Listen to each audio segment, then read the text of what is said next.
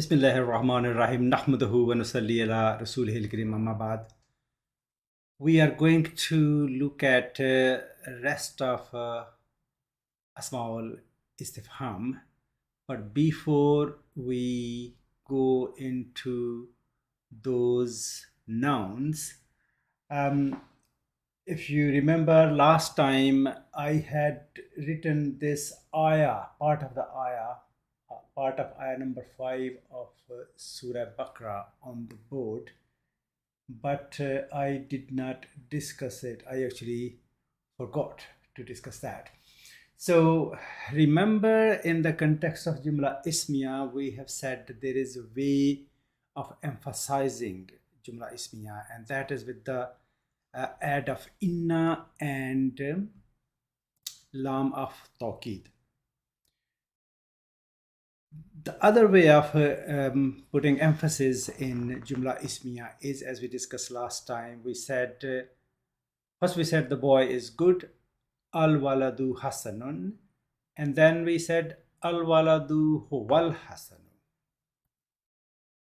It is the boy who is good, or only the boy is good, only the boy is smart, only the boy is clever. So that's another way of putting emphasis in Jumla Ismiya. And if we look at this Quranic ayah, wo connects the first part with the second part, and then we have Ulaika humul muflihun. So which basically is Ulaika muflihuna. They are the ones, they are the successful ones. Okay. So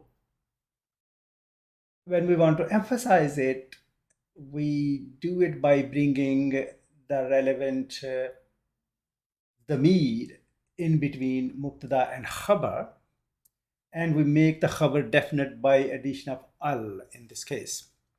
So in the case of boy, we said al waladu huwal hasanu. We added huwa because the boy was singular. Here hum is added because this is plural, the mubtada is plural. So ulaika humul muflihuna. So the emphasis is that these are the ones who are going to be successful, or these are the only ones who are going to be successful, not anybody else. There is another ayah here, which is ayah number 95 of surah number 56, which is Surah Waqia. Inna haza lahwa haqqul yaqeen. After describing those three groups, Sabiqun, Ashabul Yamin, Ashabul Shimal, this is the third time. When the description has occurred third time, then this ayah follows, which is the second last ayah of the surah. Inna haza lahwa haqqul yaqeen. If we look at the basic format of Jumla Ismiya here, that will be haza haqqun. This is the truth. And then to make the truth certain, yaqeen has been added, definite or certain. So haqqun becomes haqqu because it's mudaf and mudaf ilayh. So that would be hadha haqqul yaqeen. This is the definite truth, or this is the certain truth. And then put emphasis in it. Inna has been added at the beginning of this ayah. Inna haza haqqul yaqeen. So this emphasis, of course, has been added here. And then on the format of this ayah, huwa has been brought to bring further emphasis. So inna haza huwa haqqul yaqeen. We cannot add al on haqq because being mudaf to a definite mudaf ilayh, this is already definite. So we cannot say huwal haqqu because this is already definite. So we cannot add al on a definite noun. So that will be inna haza huwa haqqul yaqeen. And to bring more emphasis in it, lam of tawqid has been added, which as we know, acts exactly like inna. So inna, this is the only place to put it here, the reasonable place, because inna and lam of tawqid do not come together. So we cannot say inna la haza. It will be inna haza la huwa haqqul yaqeen. So there's, it's kind of saying this is definitely, of course, is the definite truth, the certain truth, but that's not really the way to translate in English. So basically the translation becomes very difficult. So this level of emphasis to bring in translation becomes, well, impossible. Now we move on to our next ism of istifham, which particle of interrogation, which is man. Man anta, who are you? So man is used for who. Man anta, who are you? Man mubtada, anta khabar, and that becomes complete jumla ismiya. Man anta, who are you? Simple. Man fil matbakhi, who is in the kitchen. So this is again jumla ismiya, but the khabar is jar majroor. So man fil matbakhi, who is in the kitchen.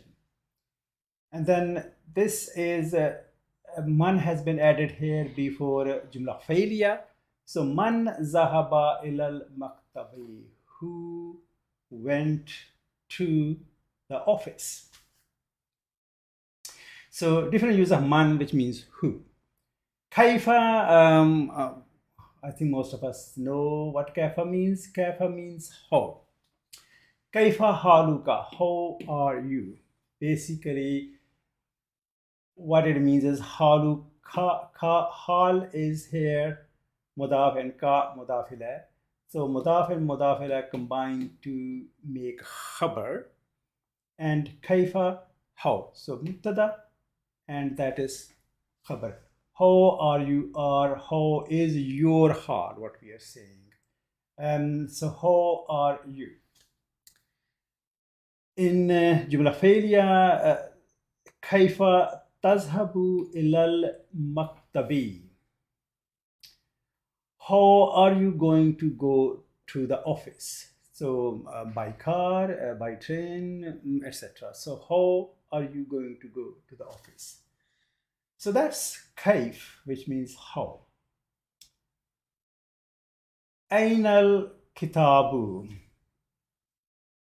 Aina means where. Where is the book? Aina Hamidun, where is Hamid?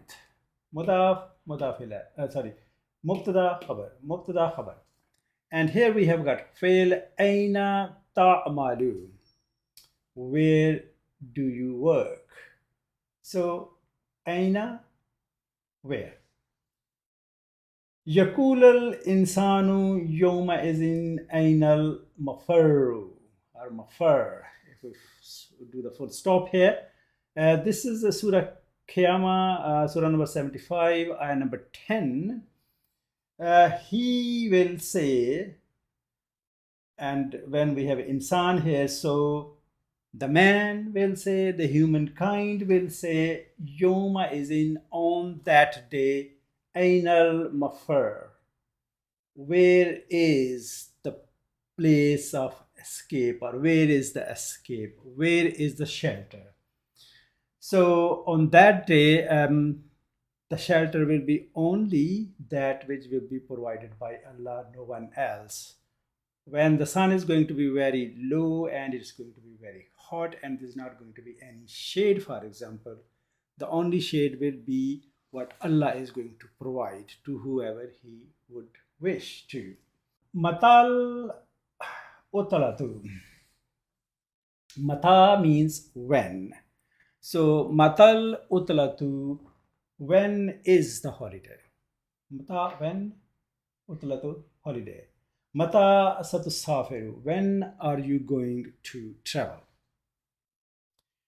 Mata zahabta ilal maktabi, when did you go to the office. That's the past. So when, what time, when did you go to the office? Here it's future. Matal utlatu, when is the holiday, or when are you going to travel? Talking about the future here. Mata zahabta ilal maktabi, when did you go to the office? And then Quranic ayah is Surah Yasin, Surah number 36, it's ayah number 48. وَيَقُولُونَ مَتَى هَذَا الْوَعْدُ إِن كُنْتُمْ صَادِقِينَ. And they ask, or they say, when this promise is going to be fulfilled, in kuntum swadiqin, if you are truthful, or if whatever you say is the truth. So that's the use of mata in Quranic ayah here. There's another Quranic ayah here, which is again Surah Qiyamah, Surah number 75, ayah number 6. Yas'alu ayyana yawmul qiyamati. He says that he asks, Yas'alu is specifically about asking. This could be just saying, and this is asking. Yas'alu, he will ask, ayyana yawmul qiyamatu. When he is actually asking, because this is used both for present and future. So present is relevant here. Yas'alu ayyana yawmul qiyamah. So in the present time, they are asking about something which is going to happen in the future. So he is saying, ayyana, when is going to be yawmul qiyamati, the day of resurrection, the day of judgment. So mata is when, and ayyan is also when. I couldn't find an example of ayyan in day-to-day language, but mata, it is used very often. So mata is when, and ayyan is when. Mata, there's a difference here. Mata is used for both past as well as future. So here it has been used for past. Mata zahabta ilal maktabi. When did you go to the office? So it is used for both past as well as for future, but ayyan is only used for future. That's one thing. And second thing about ayyan is it is used to exaggerate something or glorify something. So glorification and exaggeration happens for something, for event which is unusual, which has never happened before, and it is going to be completely different whatever we know today. So yes, that's why ayyan has been used here, and translation it will mean when. Khala ya Maryamu anna laki haza. Anna, from where and how, that kind of meaning. Khala ya Maryamu, he asked, O Maryam, O Mary, anna laki haza, how you had this, or where has this come to you? Because when Mary went to isolation and there was no one around, and in isolation she did not have access to anything, but she was found to have lots of fruits and food to eat, etc.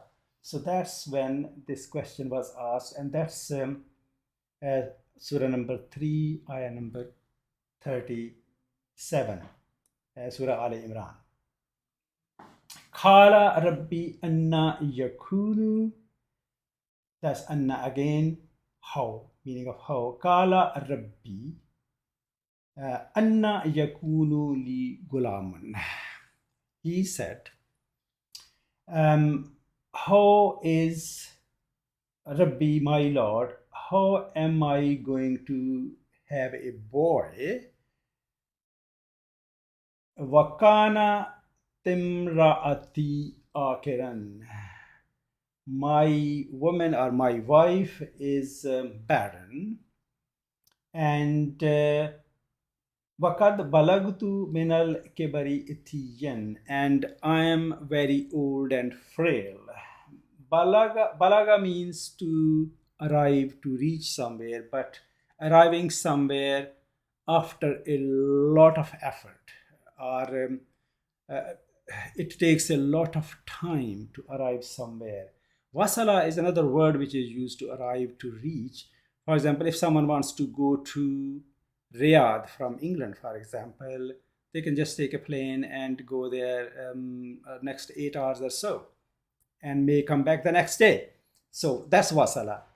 But if someone is going to go to Hajj, for example, and they have to go to Jeddah, then that may have taken a lot of time to organize it, to plan it, and then in some cases also to collect the funds over a long period of time.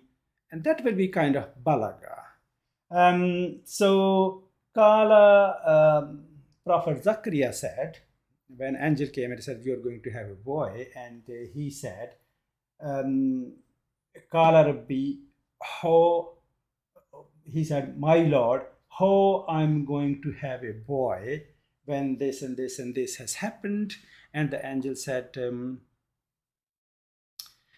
Kala, he said, Kala Kazalika, Kala Rabbuka. That's what's going to happen. Your Rabb has said, your Lord has said. That couple more here, and I think then we're going to stop. Ayun means which, what. Remember all the other small istifham, they are mabni except ayun, which is mu'rib, which means in 3 Arabic states its appearance changes. So ayun, which, what. Ayun kitabin haza, which book is this? So ayu kitabin haza, one, that it is mu'rab, it changes its appearance depending on which Arabic state this noun is, and second, it always comes as a mudaf, so it will be mudaf to another noun which will be mudaf ilayh. So because of that, then it loses its tanween, so it becomes ayu kitabin, which book haza is this. So you can say haza al-Quran, this is Quran. Here min ayyi kulliyatin anta, because here it is preceded by harf jar, so this noun has gone in the state of jar. It is majroor here, but it is still mudaf. It doesn't have tanween, and then this is mudaf ilayh, kulliyatin. So which faculty are you from, or which school are you from? And one may say, ana min kulliyat tib, I am from the medical faculty, or I am from medical school. And then the last one here, but this is not the last one in a small istifham, but the last one here, come, how much, how many. Come taliban fil madrasati, how many students are in the school or in the university. So here you see that, you note that the noun which is followed by come is mansoob, and it's singular. Talibun, it's not tulaba. From talibun, it is taliban, it is in the mansoob form, but still singular. But in translation, we say plural, how many students. So come taliban fil madrasati, how many students are there in the university. We may ask, come sanatan umruka. Sanatun is year, sanatan is the mansoob form of that. So come sanatan, which literally it means how many years, umruka, your age, mudaf ilayh. So in translation we say how old are you? So the main point to note here is that the ism which follows come is always mansoob and it is singular. Subhanakallahumma wa bihamdika ashhadu an la ilaha illa anta astaghfiruka wa atubu ilayk.